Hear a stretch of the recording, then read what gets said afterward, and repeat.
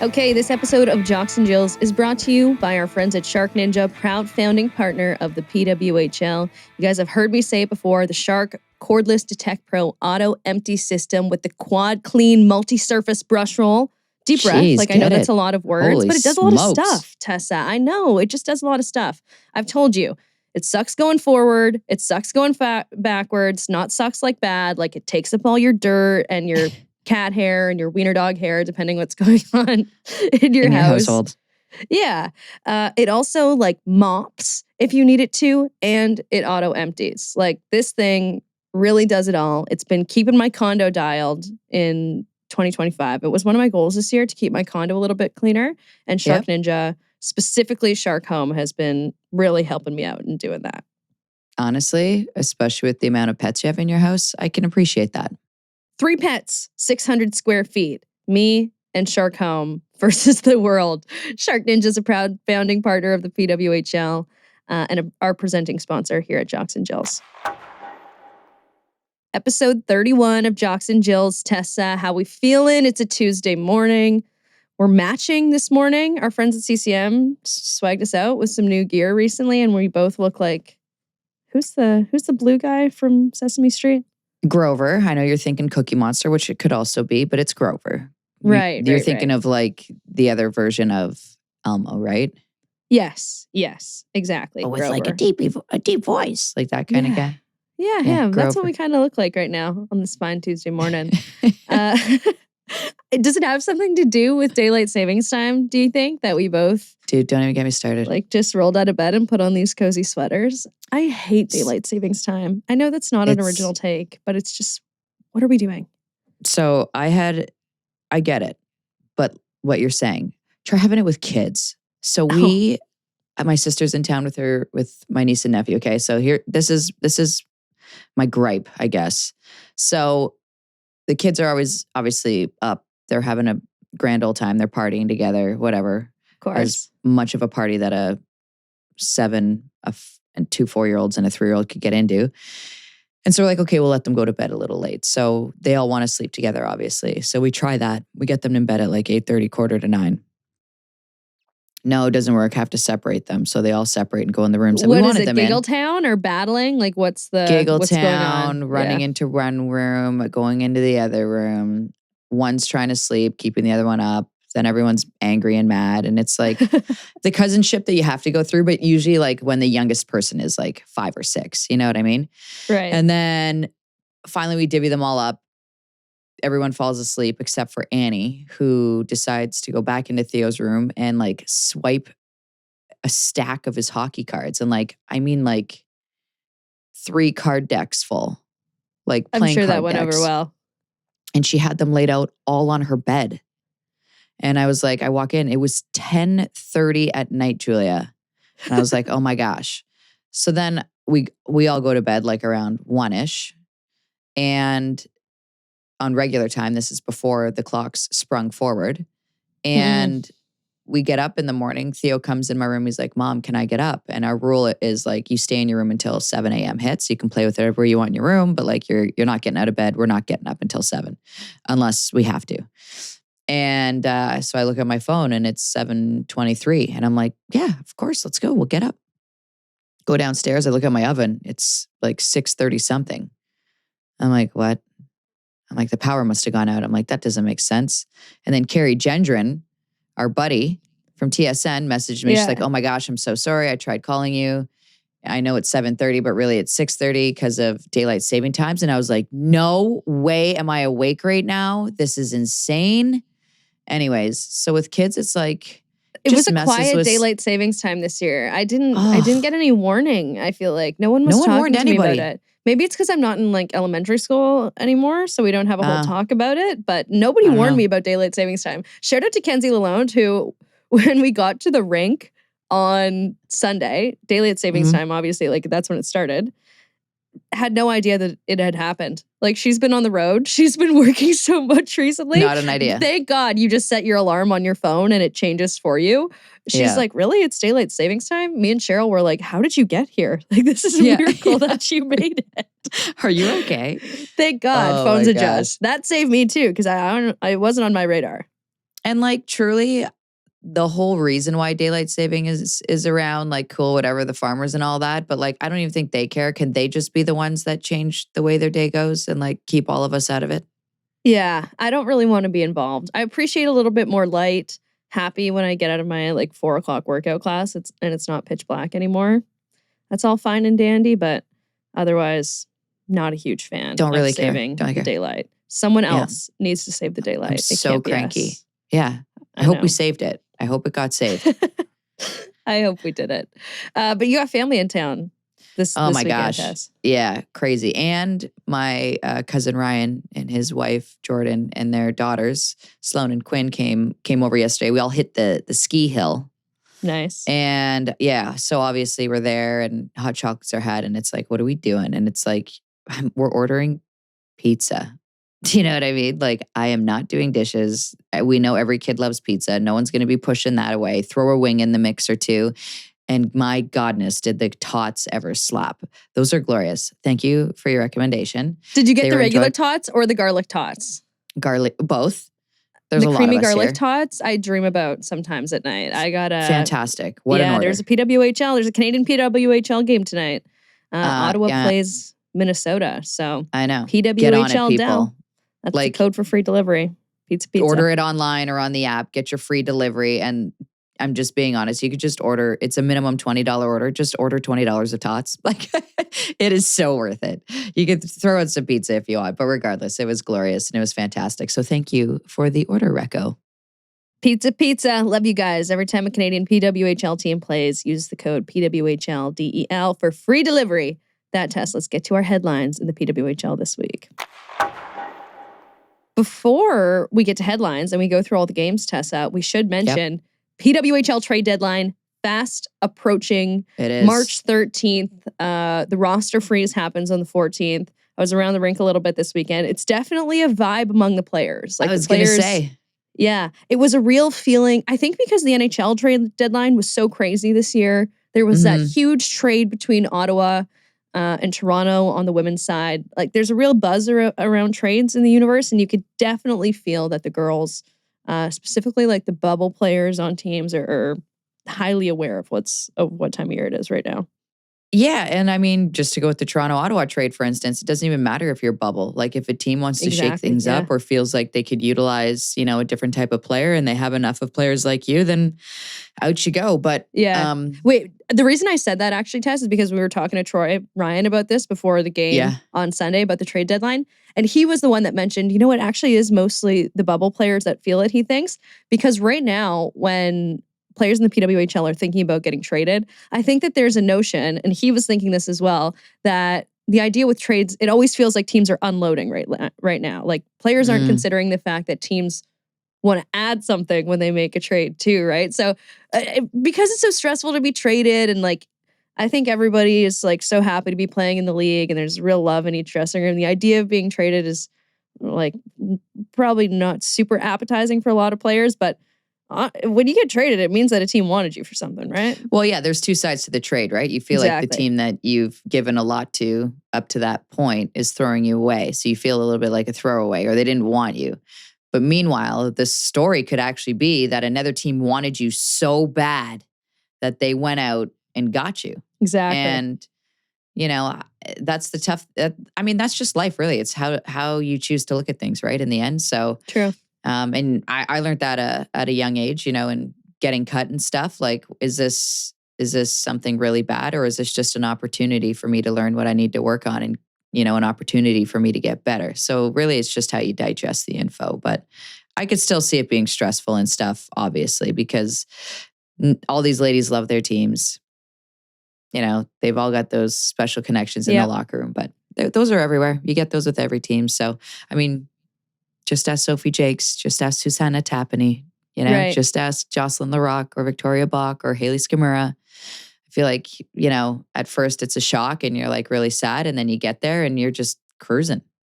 Yeah. But definitely a stressful time of year for the girls playing in the league. So we're thinking of them, but also excited for them as the kind of playoffs come down the line. A lot of international hockey coming up. And lots of PWHL hockey to be played too. So let's get to the games this week. First game of the week, Montreal visits Toronto. And this was a huge win for Toronto. I was really excited for this game. Like, I always love to see Montreal and Toronto go head to head.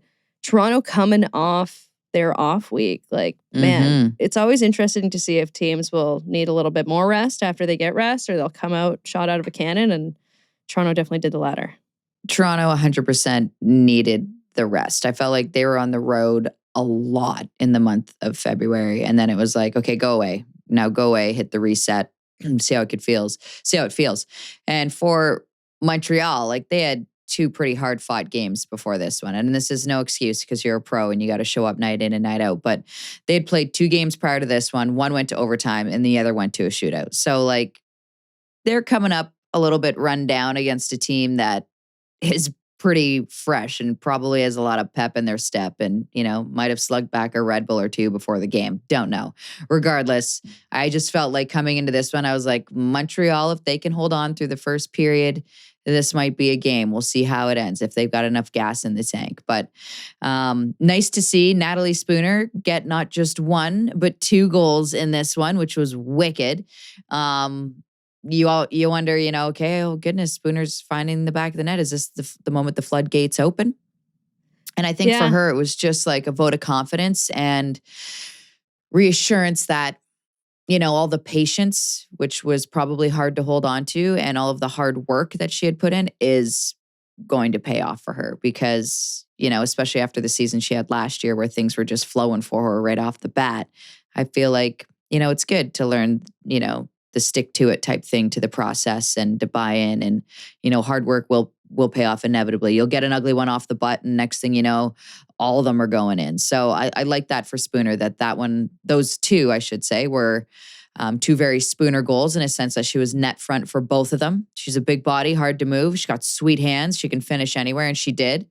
Her quote about, on her first goal, she's like, it went off the post and I thought, oh, just my luck. And to like have the wherewithal to think that and then bat the thing right out of the air into the net. Like I laughed out loud. I was like, Spooner, that just is my hilarious. luck. Sounds just like something that like a quote she would have gotten from her mom or something like that. Like it sounds like akin to Tessa's brassiere or something. Anne-Marie, yeah. I saw them, by the way. They're such a lovely family. I love them. Anne-Marie and Peter, lovely human beings. And I got to give a shout out to Spooner's husband, Adam Redman. Awesome guy. This guy just carries a load. He's like the ultimate supporter and what, a husband should be. He's, carrying Spooner's like fancy diaper backpack that I was chirping him a little bit about. He's like, oh yeah, dad duty. He was, got all the snacks packed. He's got the kid. He's got the stroller. He's managing the parents. I was just like, anything to help her be successful. That was basically the message that he said. And I was just like, you're a good man. And that's why your wife, has this luxury of showing the world just how friggin' awesome she is. So shout out to you, bud. Anyways, enough about him. Back to the ladies. I felt like in this game, there was a sense of physicality on Toronto's side where they were like, okay, this team has taken it to us this season and we're kind of pissed off. And we know this team is highly skilled and they can be quick. So what do you do against a team like that, Julia? You start to play physical. You slow them down, you get in their way, you make them frustrated. Because, Montreal will always say like, yeah, we don't shy away from the physical stuff, but it's very obvious and apparent to me that they don't love the physical play. And Toronto took it to them. Monroe had herself a game. She got a goal as well. I think a game winner. And Megan Carter, these 2 to me were like the Bash brothers. They were just throwing the bod. And I was like, all right, they get it. This is what needs to be done. Megan Carter, by the way, I don't want to say she's underrated, but I hope everybody appreciates just the type of defender that she is and what she's bringing to this team. Yeah. And then I loved that. And then obviously another way you need to take advantage of a team, a very good team, is by taking advantage of your specialty team opportunities. And Toronto did just that, as their power play does. They scored 2 power play goals, which is fantastic. This is all like the script that Toronto had written up before the game, I feel. This is what we need to do. Yeah. And then Renata Fast, I thought she scored. She did not. It was a nice screen by Spooner and a tip. But Renata's been... great shot from the point, though. Yeah. Renata's been very good for her team this season. I know we were harping on her a little bit at the beginning of the season, and it wasn't the fact that we thought she was playing bad. It was just like this team needs to get it together so that, Renata can shine and the other stars can shine.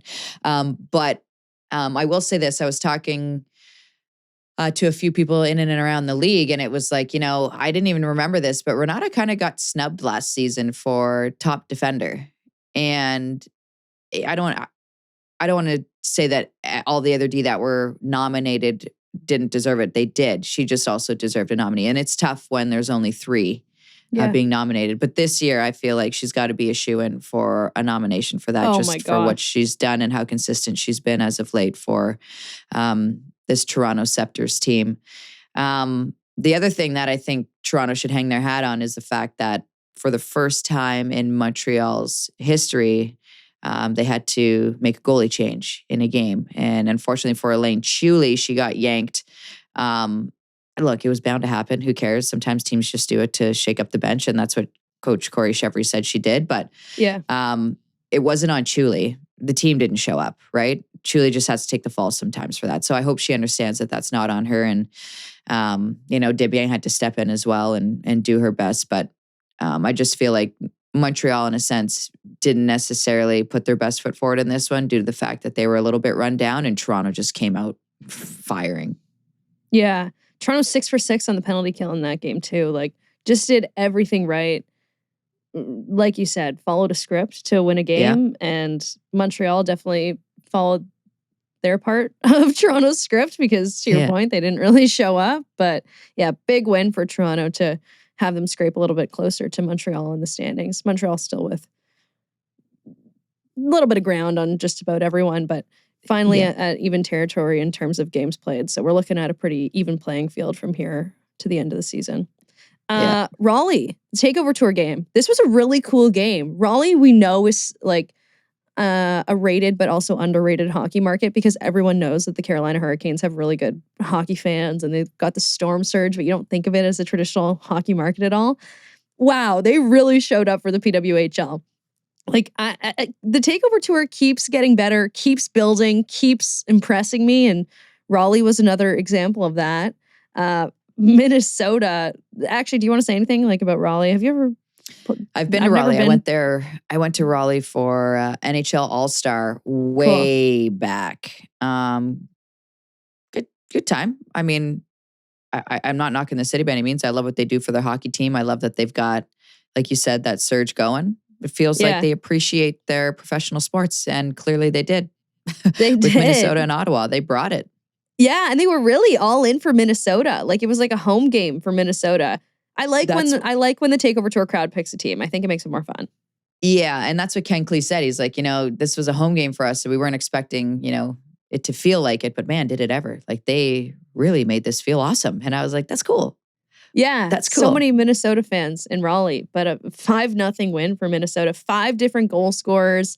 Maddie Bruni was so good. Like, just a great game for Minnesota in the midst of what is a really grueling road trip that they're on right now. Yeah, they're in thick. It was funny because I didn't really know what to expect from this game because 11 goals in the last game that they played against each other, which was wild.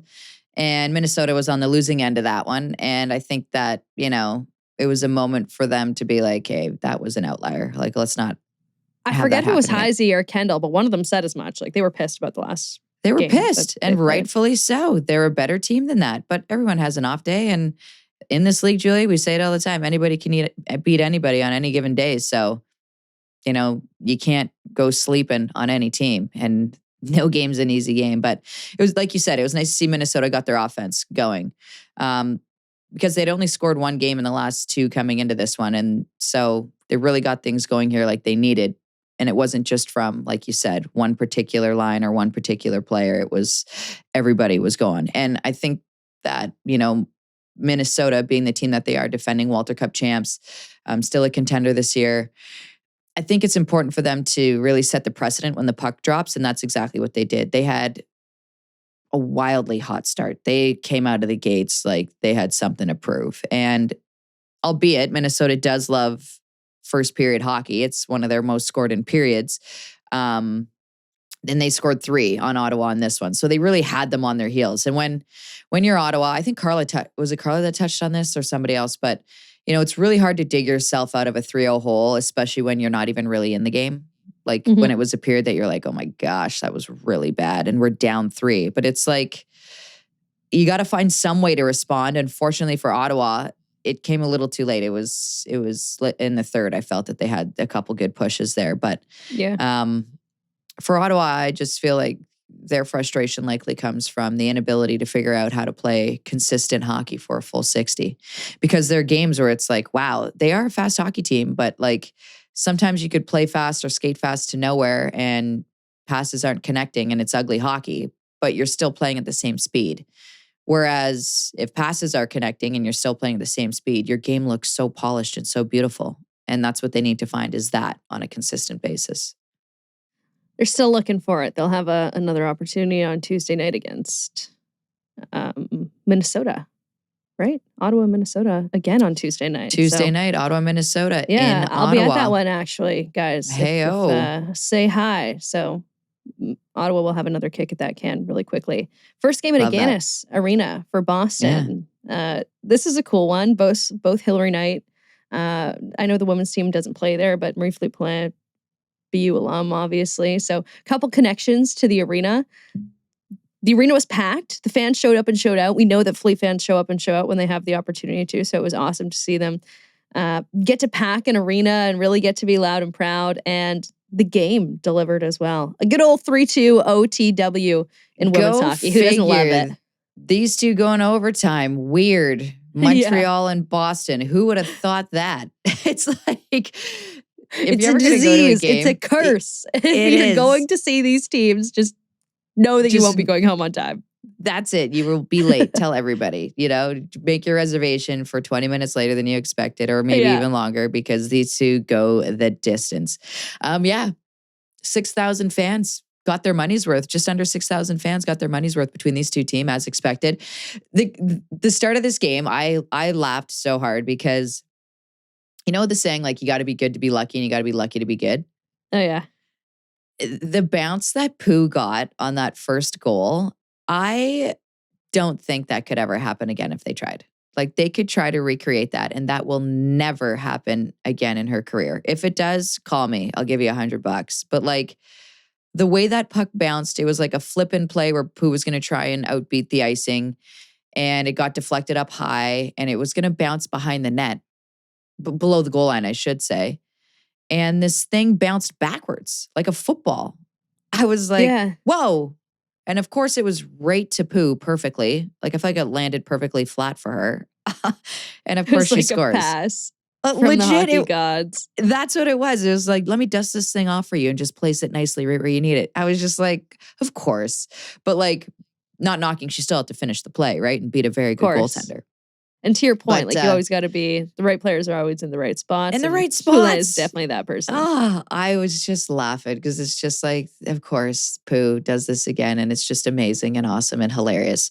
It was nice to see Kath Dubois get back on the board. She took a big hit before this play, by the way, to the point where I was like, oh, is she going to be okay? And she got up, followed the play. Nice finish. I noticed, though, when the team went in to go hug her, they were like gentle. So I don't know if... I didn't take note of that. Yeah, I did right away. Because I was like, oh, is she okay? And she kind of like held someone away a little bit with her hand, like caressed them in a little bit. So I was just like, oh, I wonder if, she's a little banged up and back and playing. Don't know, cannot confirm. It's just a hunch I have. So Boston found themselves down 2-0 to Montreal, which we know Boston's never out of the game. So... And 2-0 is a very terrifying lead to have, especially with a team like Boston, who just loves nothing more than to make you shake in your boots as the time's winding down in the game. But they fought back to tie it up. Not surprised at all. That's exactly who they are. Rattray's goal was great. Great defensive play is what I liked. It started on the defense with her, and her and her line mate broke out, and it was just a good finish play. I was happy for her to see her get that goal. But my favorite part about this game was the OT winner and the fact that, Kayla Barnes had no idea that she had scored. She made a huge hit, first of all, by the way. Little Kayla Barnes made a massive hit. Oh, she's sturdy, man. Girl, I was just like, oh, goodness. And then what I loved about this play was they went down. She was like, not hesitant at all. She's like, I'm joining the rush. It's 3-on-3 hockey. We're in overtime. Let's do this. She gets on her horse, gets up the ice. Pooh runs quite possibly the most perfect interference, legal interference. She was in the space first to create space for Barnes to cut in the way she did. And then went to the net and and saw it went in, and Barnes had no idea. She was still looking at Franco like, is it in your arm? And it was like, no. And Pooh's looking at her like, yeah, hands up. And the slow-mo look of Barnes looking at Pooh and realizing, and then her face changing and her arms going up. It's so and her little cute. jumps were so good. And you know what? I feel bad that Boston lost in that barn, but I'm glad it was a player that spent 4 years of her career playing at BC, a player that played in Boston, that got the goal, because that's cool for her too. I know she went to Ohio State to win a national championship and she succeeded, but don't doubt that Boston, holds a big place in that girl's heart. It does. So because of that, she handed Boston their first loss in 7 games played in Boston. I can't even say like a home rink game. It was a home game, but it was, again, in a different venue that they're used to playing in. So first loss in Boston in 7 games. That's wild. Yeah. Boston loves They've been Boston. great at home.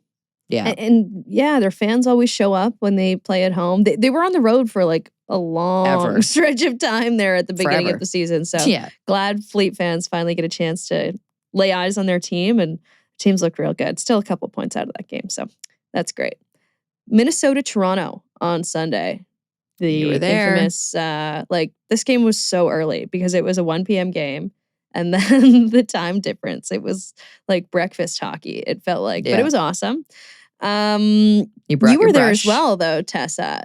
Let's talk about pregame.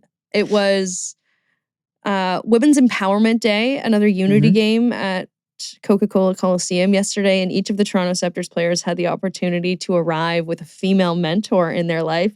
And you walked in with Emma Malte. It was so awesome. I did. So, and you guys did a little OHIO moment, like very cool. Yeah, don't think that like Emma outright chose me. Her mother is actually away living her best life. Okay, her mom Where is Mrs. Malte? Mrs. Malte is on a beach somewhere sipping on some cocktails because her husband, Mr. Malte, retired, and this is a trip that they're on. Oh, so awesome. Congratulations. Yeah, not going to give it to them. That is exactly where she should be. And I am happy for her for being there because I want to be doing that too. I will be doing that. It just won't be on a beach. It'll be in a germ-filled cesspool called Great Wolf Lodge. I will be doing the same thing. Also, guys, wait, Tessa, Great Wolf Lodge on the subject. We have to tell everyone my revelation this week. I thought I had gone to like the really good Great Wolf Lodge. I thought I went to fancy Great Wolf Lodge when I was a kid. You did not. My parents are like, oh, Tessa's going to Wisconsin this week? I was like, what? We went to Wisconsin, Great Wolf Lodge? And she's like, yeah, apparently the Niagara one's really nice. It has lots of stuff for kids. I'm like, well, what the hell did the one in Wisconsin Dells have? Like, was I shooting guns? Like, it wasn't kids Great Wolf Lodge? It was adult Great Wolf Lodge? Anyways, childhood kind of got blown up. I'll be there next time you go to Great Wolf Lodge. Sorry, I just sidetracked your story about your nice story about getting to walk in, Emma. You got to come. But so her mom was out of town. So she had messaged me kind of, I don't want to say last minute, but she was just like, are you in town by chance? I was like, yeah, until Tuesday. And then I leave, to go to Great Wolf Lodge. She's like, oh, do you want to walk in with me? We have to walk in with someone who's inspired us or been of guidance. And my mom's not available. And she would be really happy. And I would be honored if you would come. I was like, absolutely. And to be honest, like I said, my sister's in town with her 2 kids and with my 2 kids and my cousin, and everybody's over. And I'm like, I literally woke up in the morning. I was like, all right, see you guys later. That's kind of nice though. The most chaotic time of the day. It was pretty early too, because you got to get there a few hours before the game and stuff, right? Yeah, I got there at like 10. Nice. I got to see a lot of the players, walked in with her, did our little thing. They gave us a tour of the locker room.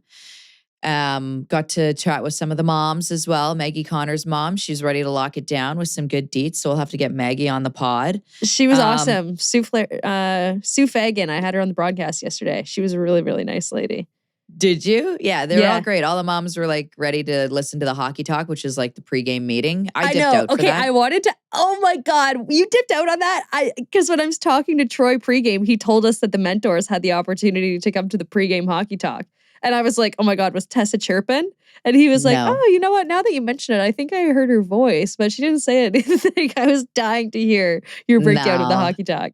Yeah, I did. Just out of respect for the players, Troy and their organization, and Gina, obviously. You know, what we do is we break down the games and, you know, we speculate on what we think we see or what we think the feeling is. And I didn't want to. I said to Gina, I'm like, I'm going to leave. She's like, you're welcome to stay. And I was like, it just didn't feel right. You know, we work in media. If I was just her pal and we didn't do this, Julia, and I was working at TSN, I would have been in there like a dirty shirt. But, you know, that's their moment. That's their time. And I've been in a million meetings like that. And it was, I felt like it was, the moment had passed for, you know, Emma and I to have we did like the pictures by the stall. Yeah, it was so cute. They looked great. Anyways, so we had our moment and I was just like, it's my time to leave. I out of respect, like I said, for all of them, I was just like, I gotta dip out. This isn't my space or my place. So and like I said, I've experienced it before. I think they invited all of the mentors in there just to see what a pregame talk is like and how these ladies prepare and get ready for the game. I know what that's like. I don't need to be there to hear their game plan or to hear what Troy's saying. And I didn't want him to look up and see me and feel like he was gonna have to kind of mince his words or whatever. Yeah. Not that there's anything truly secret going on in a pregame, but like I said, I just didn't feel like that was my place. So it was still awesome. And I'm very honored to have had Emma reach out and ask me to do that. It was really cool. It was a great moment. Super cool. Super cool to see Angela James walk in with Kylie Jackson. Yeah. Yeah.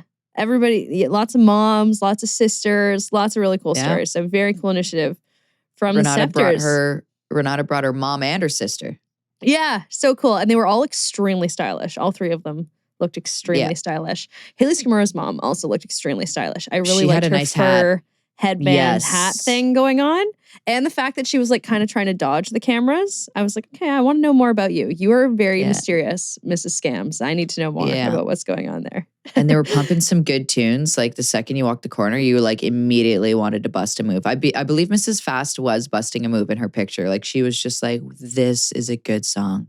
Oh, that's so great. That's so great. Yeah. And then Renata had such a good game. Let's get into the actual game part of this. I was so excited to be on this call with Kenzie and Cheryl. I haven't gotten to work with them in a minute. And like they've been on such an insane work call. They did all day Trade Center on Friday, which is such a crazy day. And then they had the crazy New York-Ottawa game in Ottawa on Saturday. They called that game. And then they came back to Toronto to call Minnesota-Toronto, which was awesome. Toronto came out really flat. Minnesota came out really hot. I was impressed by the way Minnesota came out based on the fact they've been on a road trip. Ken Klee before the game said like, he said that his wife has been sending him like kind of motivational stuff while they're on the road. This is what you do. Yeah, I know. Isn't that nice? And one of the things was in life you have obstacles and the thing that makes an obstacle easiest. I'm not doing this justice, but it was something to the effect of just look at your adversity and say whatever and move on because that's the thing that makes it go away the fastest. And that's what Minnesota opted to do with this road trip. They came out really hot. Brooke McQuigg gets on the board first. She's from nearby in Bowmanville and she had a bunch of friends and family there. So that was cool to see her get on the board. Toronto goes back in the room. They're a little bit better in the second, I would say. This was a fairly physical game as well. And like there was always a penalty. You know what's the worst? When you're the ringside reporter and you have 15 good hit ideas and like someone takes a penalty every time there's a whistle. Yeah. I'm like, guys, I want to get my story in. Stop doing this to me. I have things to say. So I got like no in-game stories. That's how I know it was a physical game because someone was in the penalty box every time I was trying to do a hit. But yeah, a little bit ticky-tacky calls either way. I didn't know about the officiating in this game. There were some things that were missed that I thought were weird, and then some things that were called that I thought could have been left alone. But I guess neither here nor there. Renata makes another amazing play to tie this game up. It was like end to end. And I feel like I have to spoil the fact that she's going to be our interview this week because there's lots of things from this game, Tessa, that tie in to what we talked about with her in the interview when we had the opportunity to sit down with her. Like, you could just feel her confidence right now. Yeah. She really trusts herself. She really trusts her instincts. She really trusts her partner, I think, too, and has the confidence to jump into the rush and know that she's going to be taken care of when she does that. She had a couple of great moments in OT, too, where I thought she was going to do the same thing. Just be like, hey, I'm Renata Fast, and I just remembered I'm really good. So I'm actually going to skate through the whole team right now and take a shot and maybe score here. She was so great. Scary kind of moment when she took a stinger off the hand. Yeah. I'd like to point out, though, that she took that puck off the hand and took her hand out of her glove and was shaking it out. Pink, perfectly manicured nails, still intact. I was like, okay, she's fine. It can't be broken. There's not even a broken nail. The hand's got to be fine. And then she kept playing after. So it all wound up okay. I thought that somebody was going to score and win this game, but that did not happen in regulation.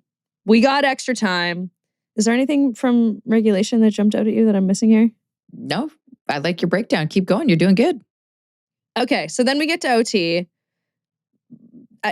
I was glad that Minnesota won this game because in my heart I felt that they deserved to win this game, and I kind of felt bad for them. They were on this road trip, and Toronto didn't really show up for the first, like, I would say 30 minutes of this game because they kind of got hot towards the end of the second and then were really good throughout the third. But Kendall Coyne, a really crash and bang situation in front of the net. There was like 4 opportunities to put it in. Lee Stecklein had put it off the bar one time in overtime too. I thought she had a good game as well on Sunday. But Kendall's the one that crashes and bangs it in front of the net, which also like felt kind of symbolic. This long haul for the team. They got on the bus and started driving to Ottawa right after that game in Toronto. For Kendall to be the one to put them on the bus and say, all right, girls, let's continue this road trip and let's do it with 3 points. Yeah. Looks pretty good. I love it. Yeah, Kendall leading the way, doing what leaders do. And that's why she's their captain. And that's why she's so revered in this game and well respected, you know, not by only her teammates, but her competitors as well. Yeah. I kept like accidentally there was like a 10-second clip of Kendall walking in.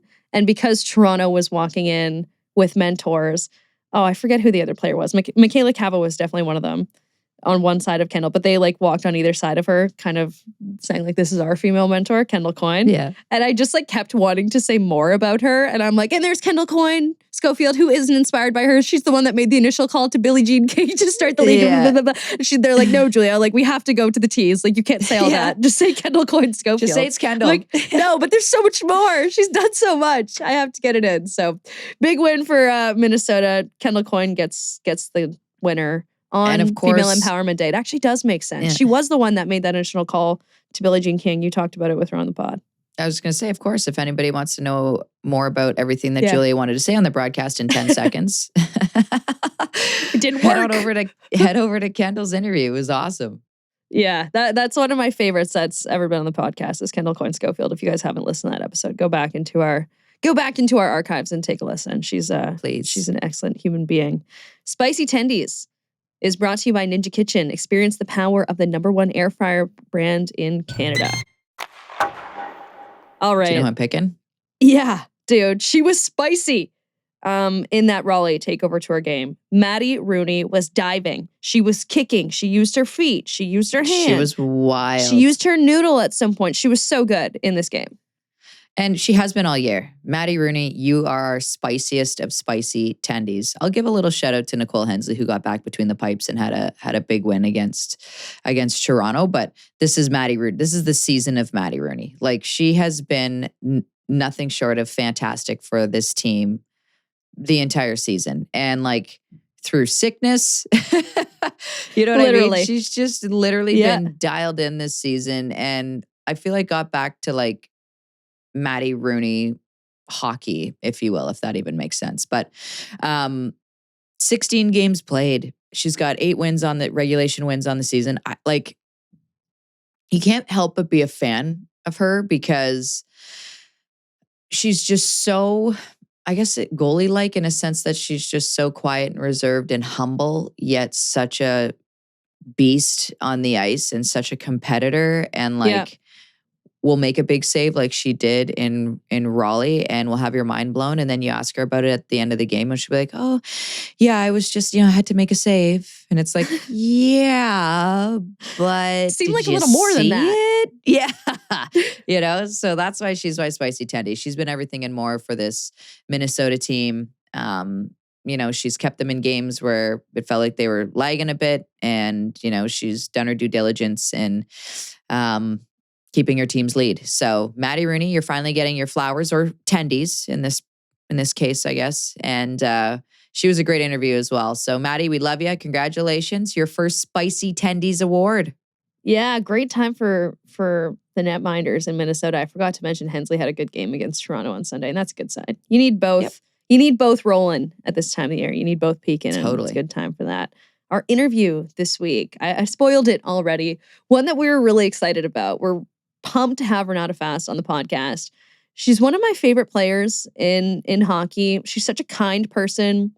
She's such a beast on the ice. I love that she's like the kindest, like off the ice. If you look at this girl, like she looks kind of dainty. She's the prettiest thing you've ever saw. Like blonde hair, blue eyes, so cute. And then she will kill you with her stick and her body on the ice and just take no remorse about it. She's smart. She's like well-rounded out athletically. I'm like the biggest Renata Fast fan in the world. And it's so fun this season to watch her just be fully herself and fully playing free out there. It's just been a really big pleasure to watch her this season, Tess. She's been a blasty blast, to say the least, this season. But like you said, she's just, it's hard not to like Renata. If you're a fan of hockey, you're a fan of Renata because Renata plays hockey right. And like what I love about Renata, and obviously the refs probably don't, nor do her competitors, but like you said, she looks nice and she'll kill you with her stick in her body. She's like sneaky dirty, like sneaky. If Renata's out there, ISO her. You're going to see a lot of fun stuff. If you're a young kid wanting to figure out how to get away with a lot of things on the ice and have players that play against you absolutely hate it when you're on the ice, watch Renata. She's great. Sorry if we just picked you up a couple extra pimps, Renata, but we love you. Here she is on the Jocks and Jills podcast.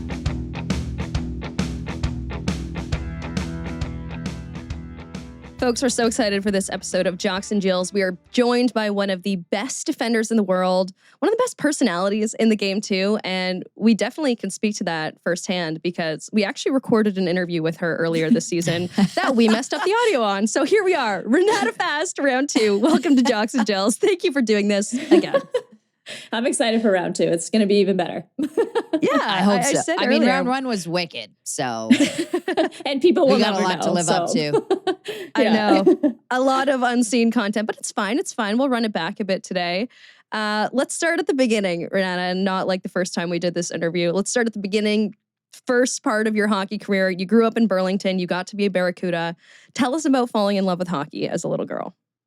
Yeah, so growing up in Burlington, I played for the Barracudas my whole way up. I love that organization, and I'm lucky that I get to give back and be part of it today. So it's really cool to kind of see how much it's grown. But I got into the game because of my best friend. I came from a family who had really like no background in hockey.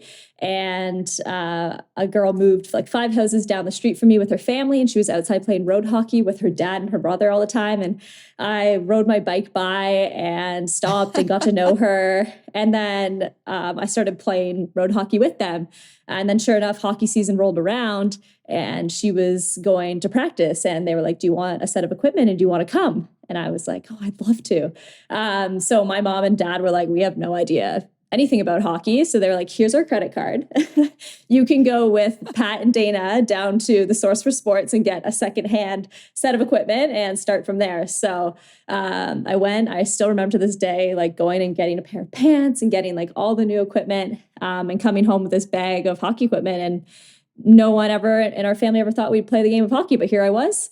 And I remember stepping out on the ice and just like love skating and love the competitiveness of it. And really fell in love with the game like right away. And I think it was largely because I got to go to the rink with my best friend every day. So that was pretty cool. But yeah, made my way up through Burlington. Always played with the girls, never played with the boys. Like a lot of girls that I play with now, a lot of them started with the boys. But cool. I was fortunate enough, to play in an organization where it was pretty solid. And I had incredible teammates all the way up. We were always pretty good. But I did play forward pretty much like my whole career until like grade 11. So I was a forward. And when I switched back to D is kind of when things took off for me. It shows. I mean, it shows in your game, obviously. Just the fact that you do have that offensive flair and obviously a knack for scoring. But were you, because I remember growing up when I got thrown back on D, I started forward as well. Was it because you were a really good skater? They're like, hey, we need a defender and like, you're really good at skating. So we're going to check you back there.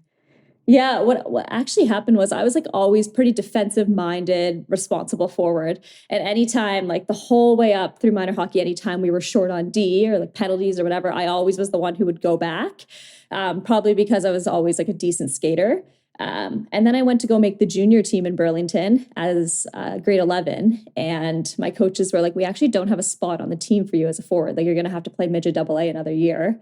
But we have an opening on defense and we think you'd be a good fit. And I was like, okay, so I'm not going to make it as a forward. So you're going to change my position and like, hopefully I can make this jump to this next level. And I remember in the parking lot, the coach pulling me aside and telling me that. And I like got in the car with my mom and I was like, I don't think so. Like, I'm not playing defense. That seems like a crazy switch. And I thought about it for a little bit and I decided to kind of trust my coaches. So I made the switch in grade 11 back to defense. And I'm so thankful because it's so fun back there. Like, yeah, it's just, you see the whole ice, everything unfolds in front of you. And I think like the older you get, the more mature your game gets. Like, I just feel like you can just read things way better. And yeah, I love it back there now. Totally. Were there D that you watched when you made that transition that helped you learn the game a little bit more? Like, who were you watching when you transitioned back to the blue line? Honestly, okay, so I like never watched hockey at all when I was young. Like, I'm telling you right now, like before I went to university, I was roommates with Ambrose, my freshman year at university, who obviously watches hockey nonstop. Yeah. But before that, I like can't tell you I ever sat down and watched like a full NHL game or anything growing up. Like, I just like, I don't sit and watch TV in general. So that was crazy to me. So I don't know if I really watched anyone, but I had some we had a really good decor when I played junior. So Melissa Channel was actually on our team that year. And she was, she had just came from the US and she was billeting and she played for Burlington. And I remember like watching her and she was like so good at getting shots through from the point and like such a good skater and defender. So like that's someone who really stuck out to me. But I just think just watching my teammates from the bench is like really was the biggest step for me. And then Ambrose freshman year, she got me into watching hockey. I mean, it makes sense, right? Your family wasn't into hockey and they were just like, whatever, go do it if you're having fun. Do it. Just so happens that their daughter is this phenom. So what sports was your family into? And like, what else did you play growing up? Because I heard you were always bouncing a ball. Like your brother said that there was never a time that you weren't bouncing a ball. If there was a ball around, it was being bounced to the point where it drove people crazy, specifically with a volleyball one time with your brother. Oh my gosh.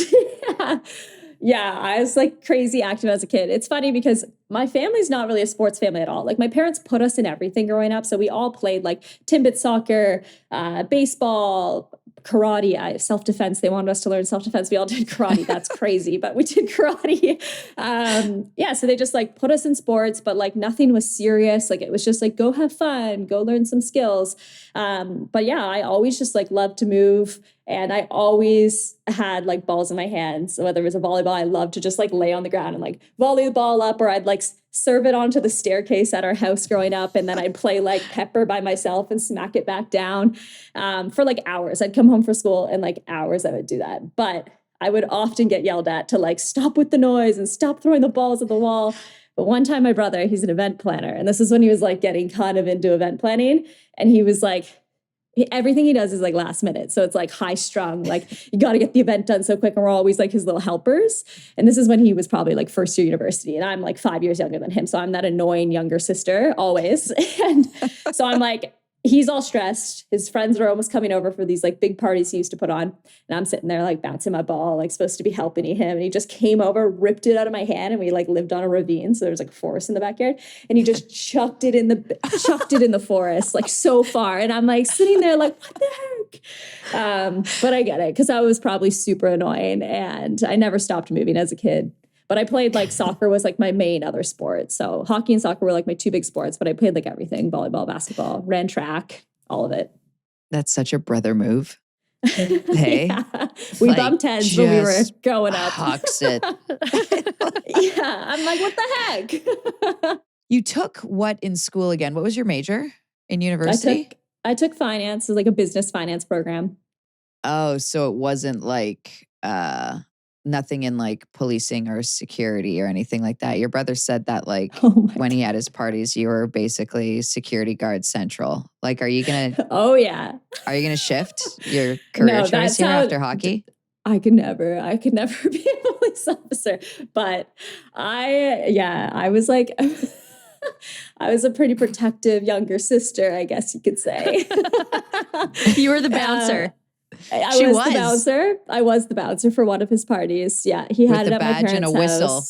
Yeah, with a badge and a whistle. My parents' house, and a couple of my friends were over, and we were, like I said, the annoying little sisters. And we had these like bus patroller vests that we used to wear like at our school. If you were like the older, like one of the older students, everyone was bussed into our school. So you got to wear a vest and you got to pretty much control the bus. I'm pretty sure only the cool kids, right? They would only give us the cool kids. Yeah. And then you would, or the responsible ones, but really you would go out and like put your hands so the kids could cross the street to get on the bus. Those people? No, or were you just like, the bus patrol? Yeah, so like we got to go on the bus with everyone that was on our bus line, and there was like maybe like 2 of us on the bus for the whole year. You like patrolled the bus, so like if people were misbehaving, you'd be like, "You guys were in control." It was such a power trip. That's actually an effective use of students, though. Buses are a gong show. If you could get a couple, like not say a couple narcs, but get a couple narcs in there, handle the situation. Yeah, like hopefully you can keep things under control on the bus. Yeah. But anyways, so we decided to take our bus patrol vests and our whistles, and we're like in grade 6. And we started like marching down the stairs, and we had like a plastic bag with us. I don't know. And we were like marching through his party being like, boo boo, like here's the booze patrol people or something. And we'd be like, put your empty cans in here. And then we'd like go through like couples, and we'd be like, leave room for the Holy Spirit. Like my brother's mortified. I'm sure he loved that. I'm sure he would have been really big on that. Like, okay, I don't know what we were doing, but younger sisters. That is so good. Oh my gosh. I love that. Easter's coming up, and I know obviously we watch you play, so you're a very competitive human being. But we hear their Fast families got the most epic Easter egg hunt around town. Word on the street is that it's certifiably insane. These were the words that I received. We still do it to this day. My mom is like, we got to do an Easter egg hunt, and it doesn't even matter. Yeah, it gets pretty heated. So like I said, my family wasn't like huge into like sports, but like we're all really competitive. Like you play board games with us, and it's like, it's heated. Right. It's fun. So like the Easter egg hunt where like you're fighting off your siblings for all the chocolate, that's like really intense. Like it got so crazy that when we were younger, my parents, you would like have your like Easter egg hunt, and then you had to evenly split every chocolate after. So like you would be like, look at how many I got. And they'd be like, doesn't matter. Everyone put yours in the middle, and you got to make it even, and everyone would get like the same, divvy it up. Like, but yeah, you get the elbows out. I think that's where I started to learn how to use my elbows in the Easter egg hunt. Is it indoor, outdoor? Usually indoor. We've done it outdoor a couple times, but like mainly indoor. There's always snow in Canada at this time of year. Yeah, I broke my toe on Easter morning one year in a full-out war with my sister, trying to in a very similar maneuver. Yeah, we had to start doing color coordinated eggs after that. Okay, so it's not just our family. Broken toe on Easter. We went to color coordination after. No more wrestling for eggs. It was over. Enough of this. Yeah, totally. I could see your parents being like, we've had enough of this. This is not in the, I know. They're 2 sweet little girls just beating the shit out of one another on Easter morning. He is risen. Like, that's great. I'm sure Jesus is smiling right now. He probably wasn't in that moment. I love it. But you talked about being an athlete, obviously, and you loving playing soccer. So was there a moment that you had to decide between like, let's say soccer or another sport in hockey? And was it even hard for you really to pick? Yeah, it was actually really hard. I played the top level for hockey and soccer all the way up till grade 12. And I had a phenomenal soccer team. We were always really good in Ontario. And we used to do these like East Coast tours down through the US where we'd visit a whole bunch of universities. We'd play against their teams in the summer. Wow. And it was really, really cool. A lot of the girls I played with actually went on to play NCAA. But like, I also loved hockey. But my parents knew nothing about NCAA. So when schools would reach out to me for hockey or soccer, I wouldn't respond because I would be like, my parents were like, you're going U Sport. Like you're going to go to university in Ontario or in Canada. And if you want to play sport there, you can, but there's really good education in Canada. That's what you're going to do. And I was like, okay. And we didn't know how any of it worked. So we'd go on these East Coast tours with my soccer team and I'd get to visit the campuses, but didn't think much of it. And then finally my soccer coach was like, I need to sit your parents down because I need to explain to them exactly how NCAA works. And that's the greatest thing that ever happened because I remember still to this day, we met at Chapters at the Starbucks at Chapters, and my soccer coach at the time who had helped send a ton of girls down to play university soccer down in the US. He walked my parents through everything. And he said, like, I think you should really take a look at it because Renata has an opportunity to go down to the US. And he was thinking for soccer. So this whole time he's trying to go get me a soccer scholarship. Meanwhile, I go that winter and I go back with my hockey team. My first year on defense, started to get recruited for hockey. And in grade 12, I had to make the decision, hockey or soccer. And I ended up going with hockey largely because like the teammates I played with, like I had such a good group of girls that I played with hockey. They're just such an inclusive environment. I always felt my best in that environment.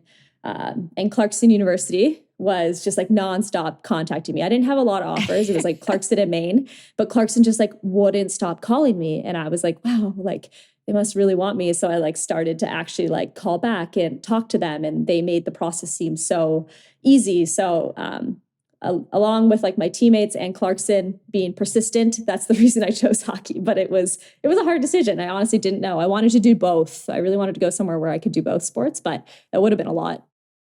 Yeah, it's crazy to think of that you had the opportunity to kind of go for both, and you're deciding in grade 12. When you get to Clarkson, you are like, do you know anyone? Have you met anyone to that point? Or you get there and you don't know anyone and Aaron Ambrose is your roommate? Yeah. Yeah, it was crazy. So I remember I committed, and then Ambrose was like the top recruit of our year, probably. And she committed a couple months after me. And I remember everyone being like, oh, Erin Ambrose is going to Clarkson too. And she's another D. And I remember like, oh, that's great. Like, didn't know her at all. And then she messaged me and she's like, do you want to be my roommate? I'm like, okay, well, I don't know anyone else. I'm like, yeah, sure. Would love to be your roommate. So I was going into Clarkson, and the August before I moved into campus, I got invited to Hockey Canada's development camp. So I had never been a part of Hockey Canada through U18s. Because I was a forward transitioning to a D, so never had any cracks. And then right before university, I went to my first camp. So I met a couple girls there, but I was like literally like so scared at this camp. I didn't know a soul. But Aaron was there, Rattray was there, a couple others. So when I came to campus, I knew a couple girls, but really everything was new. Like literally everything was new. That's intimidating, but I feel like what a good crew to like be welcomed in with, you know, like Rattray farting in meetings, Ambrose making you watch hockey. I mean, you're just immediately got stuff to do and things to laugh at and like cool teammates to chat with, you know? Yeah. Oh gosh. They were like the best crew to come into. And like Erin, especially, like Erin still to this day, like she's so good at bringing people in. She's just so social and so easygoing that I think living with her was so good for me because I was really shy. Like I feel like I've come out of my shell in the last little bit, but I was super shy. Like I made my mom stay on campus for a week when she dropped me off at school because I was so scared. Yeah, so embarrassing. My mom was just like, stay? At a hotel. Like no one knew she was there. Like I was just like my little like comfort blanket. Like my mom is in the town. She's just down the street. Like I'm getting settled. What was she doing all day? Like I don't know. I just call her when I needed her. That's so sweet. That's the worst feeling when your mom leaves you to drop you off at university. I remember being like, are you kidding? You're just going to go now? I'm small. Yeah. You can't just go. Yeah. I was 17. Like I was young. I was 17. Right. That is really small. And like you've never been away from home before. It's a crazy thought. I'm the opposite of you guys. Well. Yeah, Tessa, that doesn't surprise me one bit. You're probably like, don't even move me in. I'm going on my own. I'll call you if I need you. Don't call me. I'll call you. Kind of thing. Sorry, Julie. I didn't mean to interrupt, but I was just laughing just at how different. Anyways, carry on. I have no idea what I was going to say, to be totally honest with you. I do. I know where I wanted to go with this because you said Ambrose was like obviously top ranked recruit that year, was a stud, still is a stud, always has been. For yourself, I found that you were like a late bloomer coming through in your career, obviously because you switched positions late. However, when was the moment at school when you realized like, okay, hold on, I'm good at this. Like all of a sudden your confidence there, you're doing things that you're like, holy smokes. And did Ambrose play a part in helping bring that out in you? Yeah. Oh, I couldn't imagine if I didn't play with Ambrose. I learned so much from her. Like I remember I would just sit on the bench at Clarkson. We never played together. We're both right-handed D. We never really were D partners. And I just got to sit on the bench for 4 years at Clarkson. And I just got to like watch her magic. And I literally like, okay, how does Ambrose block shots? Okay, this is how she's blocking shots. All right. Like, so I try to start doing that. Like, how does Ambrose how is she deceptive on the blue line? And like, that took me a little longer to figure out because she's just so good at that. And that took me a long time to figure that out. But honestly, like playing with her is like, that's why I am the player I am today. There's no doubt about it. I'm like so grateful for that. And throughout all these years between Clarkson and then we played a year together in the CWHL with the Toronto Furies and then obviously national team experience too.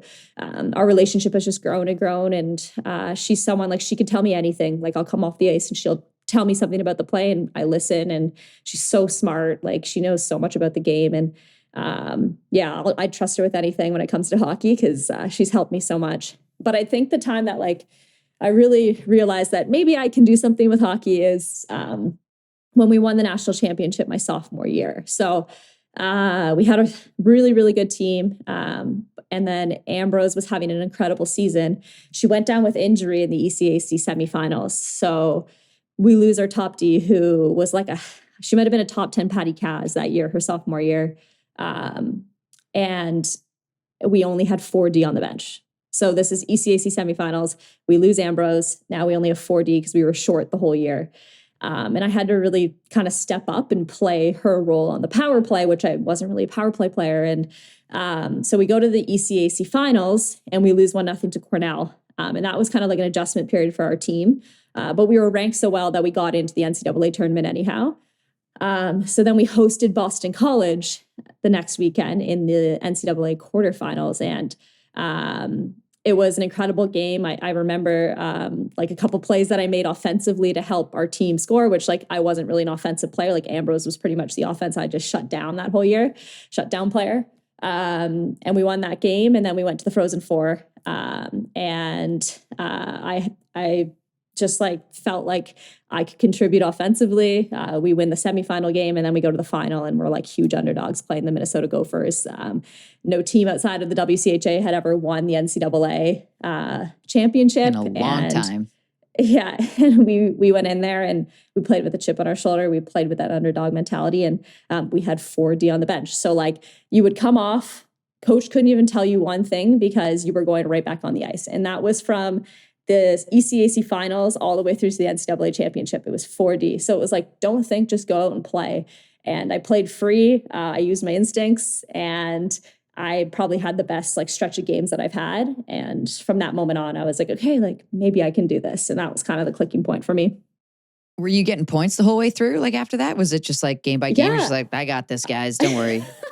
I mean, I put up a couple points. Yeah. Nice. I remember a couple goals I scored and being a part of some key plays. So but that was kind of like a big moment in my career was winning that. But I knew nothing. Like when we won that NCAA championship my sophomore year, like I was like, this is cool, but I didn't realize like how hard it is to win it. You know what I mean? Like I was like, I don't know really anything about this. Like pretty cool, we're winning it. But then like you realize after, like, wow, that was like pretty impressive that we were able to get that win. Yeah, definitely. Just what you said there about playing free and trusting your instincts. I was talking to, and just bringing it to how you're playing right now. I was talking to Troy recently about how good you've been like lately for the Toronto Scepters. And he said the exact same thing about you. When you're playing your best, you're playing free, you're trusting your instincts, you're playing loose. Like, is that how you've been feeling lately for the Scepters, to just bring it currently for a second? Yeah, definitely. That's when I feel my best. Like when I'm not thinking and I'm just like going with what I see, not hesitating. And I felt that the last little bit. And I think it's been like that like my whole way through. Like when I get to a level, like I think too much, and then I finally figure it out. And then I get to the next level. It was the same with the national team. Like just takes me a little bit to kind of figure out like, okay, like you can play here, you're comfortable, like just go play your game kind of thing. So I've been feeling that the last little bit with the Scepters, which has been fun. Yeah, it's been apparent in the way you can see it. And then you talk about your time with the national team and your first introduction there. Like, tell us about that. Going to your first centralization, like go back to your days, your introductory days with the senior national team. Yeah. Oh boy. Whew. My path with Hockey Canada. Like I was never in the U18 program. And like, not that I didn't have it on my radar, but it just wasn't something I really thought about. Like I always dreamt of going to the Olympics, but like I said, I was just like an athlete and liked all sports. I didn't really know if it would be hockey.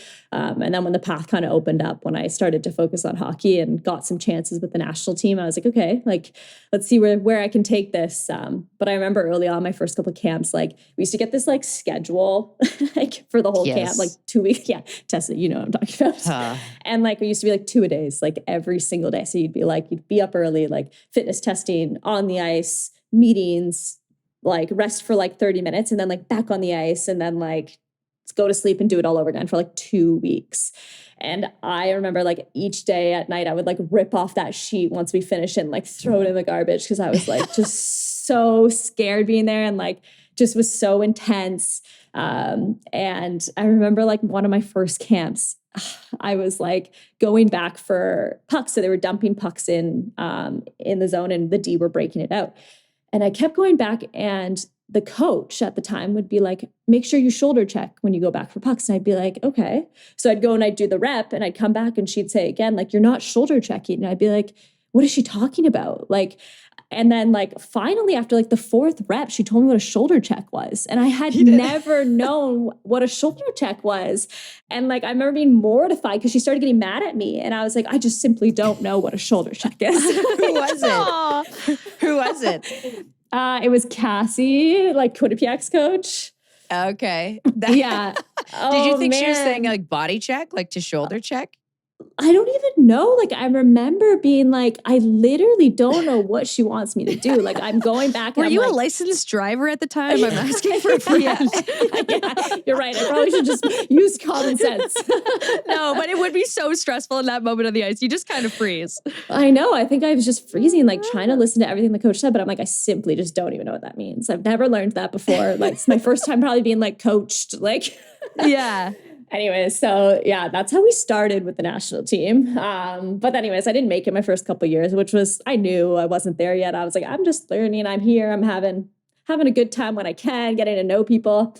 And then, started to make a couple of rosters in the development team and then got a shot out of 4 Nations in 2015, my junior year in college with the senior team. That was awesome. It's always intimidating when you kind of like enter a new level where like your role models are on the team and like you're beside them in the locker room. And so a pretty cool experience to be able to like experience that when you're still in college. But I didn't make my first Worlds until I graduated from university. So it was 2017 before the Olympics. So that was kind of a nice Worlds to make because I got one under my belt before centralization was named. But granted, that time I was the 7th D and I didn't really get many shifts. I got like maybe 1 or 2. So it was all for experience, all simply for experience. Yeah. And then getting centralized was so exciting. And the centralization process, as you know, Tessa, is grueling. It's a lot. It's a lot. It's a lot. It's a lot. Yeah. Yeah. Yeah. Who were, just take it back for a second, who were some of those role models and those ladies that kind of had you awestruck a little bit when you walked into the locker room for the first time with the national program? Yeah, well, obviously, like Poulin, like at the time, like I was just like, oh my gosh, this is crazy. Like, and I remember one of my first camps, I was like walking on the treadmill, and I think she could tell I was like super nervous, and I'd never met her, and she like came and took the treadmill beside me and in cool down and introduced herself, and we had like a nice conversation. And I remember that like she's so personable. I was like, wow, like it really settled me.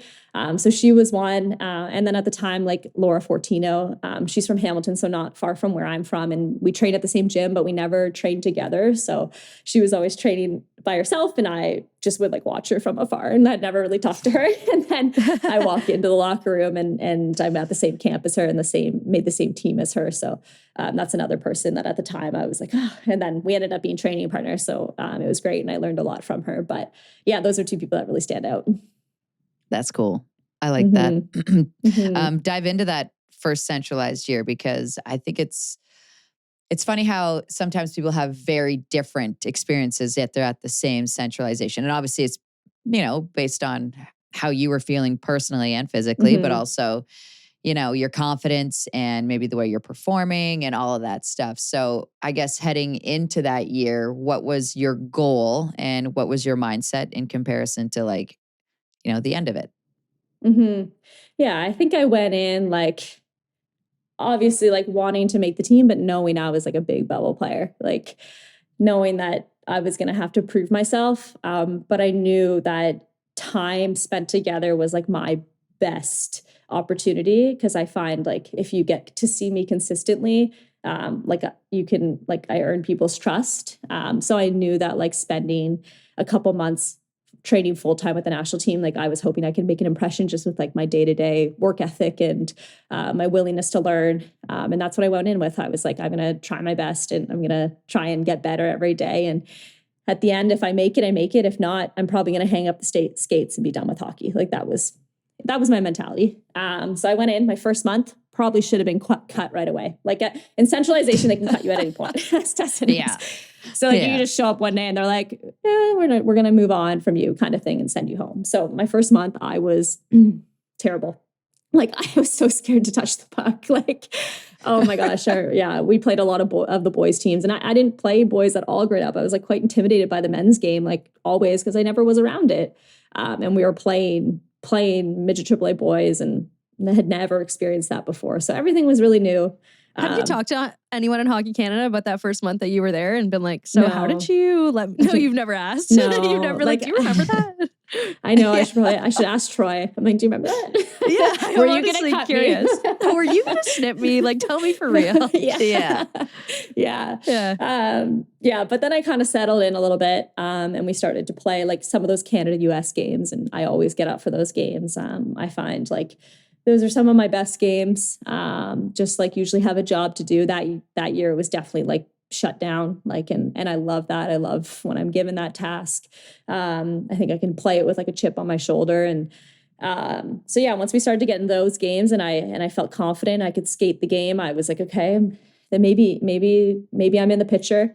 Centralization went on, and I think it was like one of our last games before the team was being named. We were in Edmonton, sold out crowd at the Oilers rink. And it was like pretty new. It was a pretty new rink, and it was just like incredible. I remember like stepping out for warm up, packed arena, like so loud, everyone in Canada gear, and the crispness of the ice, of like that NHL ice. It was just like, oh my gosh, this is crazy. And I was like, this is going to be a good game. And this was like, I was in the line of that game probably to like see if like the last chance to see if I can make it or not and handle it.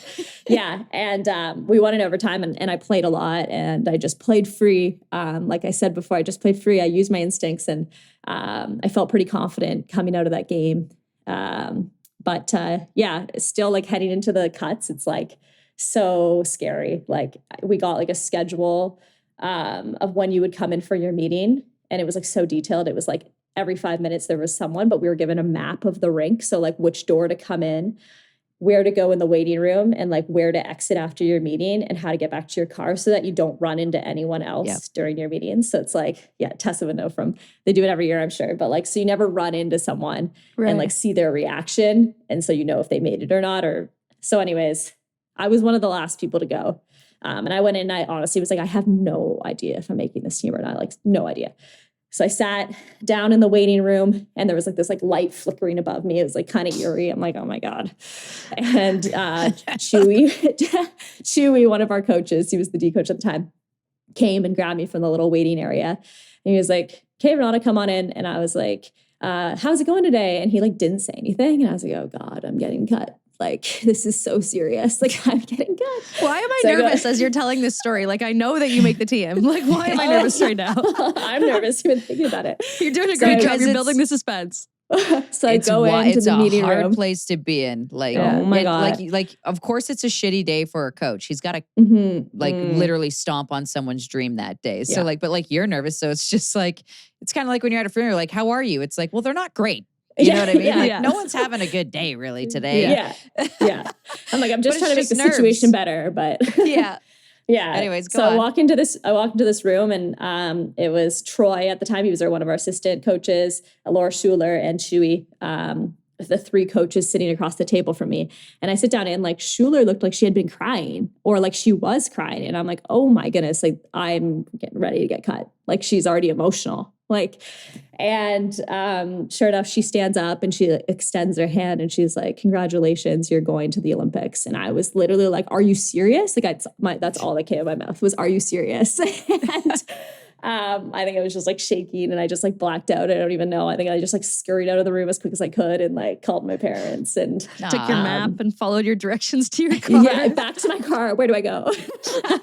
Yeah, it was crazy. But the wild thing is that Olympics, we were allowed to take 7D. So that was the first. Before you were only allowed to take 6 for the previous Olympics, like 2014, 2010, 60 and 12 forwards, I believe.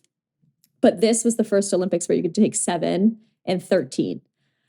So I went in thinking there was 8D left. So they only had to make 1 cut. So I was like, okay, like I might make it, I might not. But like I have a decent chance of making it. And then I found out like an hour after I made the team that they only took 6D and they took 14 forwards. So I was like, thank goodness I did not know that they were only doing 6D heading into that cut because I would have been like freaking out for sure. Yeah. You would have been crying like Schuler heading in there. Both of you would have been like, hi. So yeah, that was crazy. Like when I found that out, I literally was like, wait, I don't understand. Like, thank goodness I didn't know that. Yeah. Yeah. Yeah. They extended the rosters from 21 to 23, right? Yeah. That was the first year of it. But the crazy thing about that centralization is I was so nervous before every game we played. So we played like in the midget AAA boys loop in Alberta. And I was like, how do I make myself feel like these games aren't as important as they are? Like, how can I just make it not seem as intense as it is? And so like every day before we played a game, I'd go to like Shoppers or go somewhere and I'd get like a king size Snickers bar. And I would like closet eat it in my car, like eat it in my car before I went to the rink. Like, it's like insane. That's such an interesting tactic. Like, that's what made you feel like it was a normal day? Like, not a normal day, but like, it's not as serious. Like, I can eat a Snickers and I can go play and be fine. Like, it's not serious. Take a break, No, not even a break. This is the commercial. You're not acting like yourself. Have a Snickers. That's the commercial. You are a real life commercial. They need to you need a sponsorship. This is insane. Yeah, come on. Is Snickers. Anybody from Snickers out there? Because we got something for you. That is hilarious. Yeah. And a king size one to boot? Like a really big. Oh yeah. Like I'm sure it probably started as just like a regular Snickers. And I'm like, no, we're going king size today. The regular's not working. We have to elevate this somehow. No, yeah. Don't know the size behind it. Vibes. You know, 50 more grams of when sugar. You're stressed. Yeah. That is hilarious. And it worked. Clearly. Maybe I should bring it back. Is this, I was going to say, is this still? No. Not at all. I think it stopped after that year. As soon as I made the team, it was like, no more Snickers.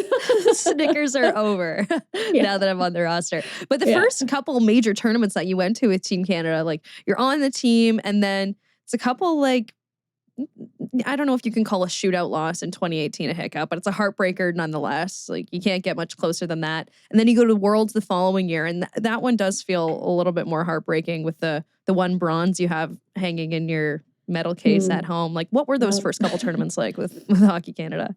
I don't know if she's hanging that bronze medal anywhere. Just going to throw that out there. I don't think that one's hung up. Is it? No, I don't know where that Do you one still is, have to be it? honest. Yeah. Maybe at my parents' house. Yeah. No, yeah, the first couple tournaments, obviously the Olympics was like an incredible experience, but like such a tough ending. And being like so young and just like achieving your dream of making an Olympic team and obviously like wanting to get gold so badly. But then you see like the veteran players and you see how devastated they are after losing a game like that when they've felt the gold before, and just like seeing their emotion. It was like, oh, it was so hard standing on that blue line with them, and just knowing some of them were going to be retiring after that, and just never wanted that feeling again. Like I remember leaving that game being like, I just want to play them tomorrow again. Like I can't believe we have to wait 4 years to maybe, and like who knows what's going to happen in 4 years. Like I said before, like I thought I was one Olympics and done. Like I remember graduating from university and I was like, I'm part of the national team program. I'll try for one Olympics. If I make it, great. If not, it's okay. Like I'll hang up my skates. I'll go get a corporate job. Like that was totally my plan. Then you get silver and you taste what the Olympics is like and what you can do with hockey, and you stick around. You want to see how good you can get. And so going into the 2019 Worlds, I think we were all really excited because we felt that we wanted to flip that silver medal from the Olympics to gold at Worlds. And then we got bronze.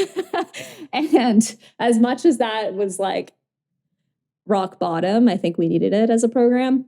And I think that kickstarted kind of the rebuild of the entire program. And the success just started like once we started to make some really hard changes and culturally, like just within the organization. And I think it was looming for a while. Like I think it needed to happen for a while, but when you're winning, like when you're winning Olympic golds in 2014 and things like that, like you're not changing things. So 2019 was rock bottom, but I think we really grew from it as a core, and that a lot of that core has been stuck together through a lot of the success over the last couple of years. And there's nothing more rewarding than the last however many years from 2019 on to kind of help transform the program and the culture that we have and do it with the group of girls that we have, because it's been really special. The Calgary Worlds what was that, Julia? 2021? 21, yeah. Yeah. You guys moved past all of that. You reclaimed gold with the Pooh's goal that no one knew was in except for her. Yeah.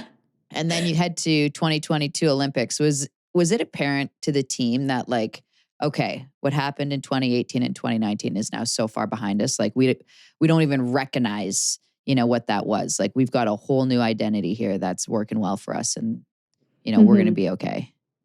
Yeah, like we went into the 2022 Olympics like full steam ahead. Like there was honestly felt like no one was stopping us. Like we're cool. So dialed in, like from a systems perspective. And the coolest part about it is that like it didn't matter if you had been on the team for 3 previous Olympics or this was your first Olympics.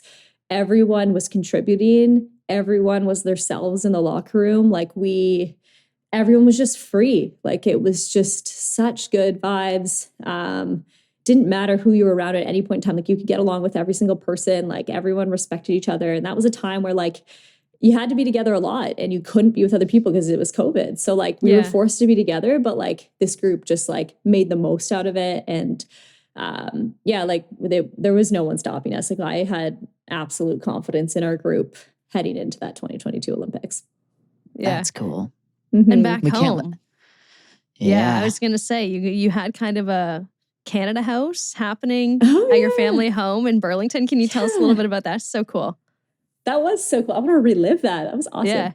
Yeah. So we came back from the Olympics and it was still very much COVID, but like whatever. It is what it is. Summer 22. Like you were in a safe place by then. Totally. Yeah. Yeah. We were getting there. Yeah. And so in 2018, my whole family traveled over to the Olympics. So I have 3 older siblings, 2 older brothers and an older sister, and then my parents. And they like had the time of their life in South Korea. Like they went to all of the Olympic houses of the different countries, and they just like partied for like a week and a half. They'd come to the games and they'd go experience different parts of the Olympics, like you should as a fan. Yeah. And so they loved all of the different Olympic houses. And So in 2022, when no one could travel, no one could come, they were like, what can we do to celebrate? They always wanted to have a gold medal party. Like they had plans for it in 2018. Obviously it didn't happen. So they were like, if you win Olympic gold, we're throwing a big party. So since it was COVID, we decided we needed to make it kind of outdoorsy a little bit. So they got like a big tent. My brother owns a rental company, so they were able to get the tent through that, and all of the decor. My brother's an event planner, so he made it really nice. And we invited all of our friends and family, and anyone who like helped me in my journey as a hockey player. Had old coaches there, a ton of old teammates there. My soccer coach, who was instrumental in me going to NCAA, he was there. And it was like drop-in style, and everyone just like dropped in as they could. We did a couple speeches, but everyone just got to come check out the medal. Like you could bring your friends if you wanted, and we had food and drinks, and so nice to connect with people. I think it was even amplified because we hadn't seen each other since COVID, but just to share it with like my community, my people who helped get me there and shaped me and have always supported me. It was like a super cool night. Yeah, it was really cool. That's awesome. And we can't let you go without asking you about, we have to give your brother a shout out. One, Greg, you're the best. You're the coolest. We love Please you. follow me back Two, on Instagram. I'm a big fan. Please follow Julia back. All over that. 3, if anybody ever needs a bomb party organized or a wedding or anything, this is who you're reaching out to. Trust me, because your wedding, everyone was it Pooh? She was like, "Well, thank God we're not the next ones getting married after Renata." I'm like, "What? Like what?" I mean, theirs was at this wedding? too. Everyone was like, who was it that had to follow it up? And they were like, "Man, was it Turnbull?" They were like, "Man, no, Blair was right before." I don't know. Oh yeah, well, mine was like the end of the season, so it was like October. So like, was it Ratty? Ratty, might have been Rat. Oh, was it Ratty? Ratty right the next after. year. I But can't it was remember. like a year later. Like, sucks long to be buffer. them. You went right at the end of the season as a grand finale, and it looked great. Exactly. Yeah, totally fair. Yeah. But you totally let your brother have the reins with that, right? Yeah. And like, did you trust him with everything? Like, because it was awesome. Yeah. Every detail was like so Paul and I. It was like magical night. It was awesome. But yeah, so like going into the wedding planning, I'm not like super picky, but like I had the things I kind of wanted. But my brother just like took my opinion, and then he'd be like, "Okay, like I got it." And then I'd start getting stressed like a couple months out to be like, I know nothing about our wedding, like no details, just like here, I got my dress, show up, I guess. And so I asked my brother, I'm like, so nice. Starting to get stressed. I'm like, Greg, like what are the details? Like, can you show me? So I go into his showroom, and he starts like pulling like the different linen that we're using and the different like cutlery and tableware and everything. And I'm like, okay. And then I start like giving my input on things, but I'm like, but I don't like that texture with that texture. And I'm like, I think that brown looks bad. And he was like, leave. He was like, simply leave. Like he's it's just way easier if you're not part of this. Yeah. He was like, they always say I'm like so literal, which I am. And they're like, my sister Lindsay and my brother Greg, all of them, and my other brother Chris, they're all like very creative and like can be artsy, but I'm like, I'm the sports person. So they're like, you're way too literal, Renata, like leave. Like just show up the day of the wedding and you'll love it. And I was like, okay, well, thank God you're my brother. So anyways, yeah, I had full trust. And then they started setting up the tents in my parents' backyard, I think on like the Monday, and we were getting married on the Saturday. So I saw like the tents starting to get set up, and I was like, wow, this is amazing. But they didn't do any of the decor until like Thursday, Friday. So Wednesday, when I went to my parents' house to just check out some things, my brother's like, hey, this is the last time you're coming until the wedding. And I was like, what do you mean? He's like, well, I want it to be a surprise. And I was like, okay. So I didn't go back to my parents' house, and then I just showed up Saturday and was just blown away at like what he did. And it was like, they like opened these curtains to reveal it to Paul and I before the ceremony. And I just started like bawling because like, it was just so beautiful. And like, I knew it was like a whole family affair because like anytime there's a big event, my whole family's on board. And it was just so Paul and I, like every detail, just like the greenery and just like, it was stunning. And it was such a nice night with all of our people. It was great. That's awesome. Yeah. So great. feels like a good place to say thanks so much. I was going to say, I don't think we have anything else. We had to get to your wedding. We got to talk about so many great things for a second time. So thank you so much. Like we got to touch a little bit on the Scepter season, but you guys have been on fire lately. It's been so awesome to watch, like for a second year in a row, the crescendo to your full potential as a team, and can't wait to see how you guys finish it out this year. Thank you. Yeah, we've been turning around. It's been fun. Yeah. Good luck and appreciate you doing this. Thanks so much, Renata. Guys. Thank you. I don't know why they hire security at the Toronto Scepters when they could just put Renata in a vest and have her at the door of the dressing room. That's in so a school good. Bus vest. That is so good. I'm fans of the whole Fast family. So thank you, Renata, for coming on the show. Thank you, Greg, for all the info that you provided Tessa. Like, that dirt is amazing. I love kind of the reverse that I love that Renata is the sporty kid of the family. It just makes me smile. It's hilarious. The only one. Just a complete other. And I think this is a good lesson to all parents out there, is the fact that this is one of, if not the best defender in the entire world, who came from a family of non-athletes, who came from a family that really pushed having fun and just working hard and just gave her an opportunity, you know? Yeah, such a good point. They weren't the psycho hockey parents. They made sure that she actually enjoyed what she was doing. And look at her now. She's still enjoying it. I think that's part of why her game is so cerebral. And when she's trusting herself, she looks so great out there. And she has been recently. So thank you again, Renata. You are the best. And with that, let's get to our Send It segment. We got a couple questions. I pulled both of them from Facebook this week, guys. Remember, follow us on Facebook and Blue Sky. We want to be relevant there. This one is from Sherry Sparling on Facebook. It's about the Toronto-Montreal game, the first game this week. I have a question.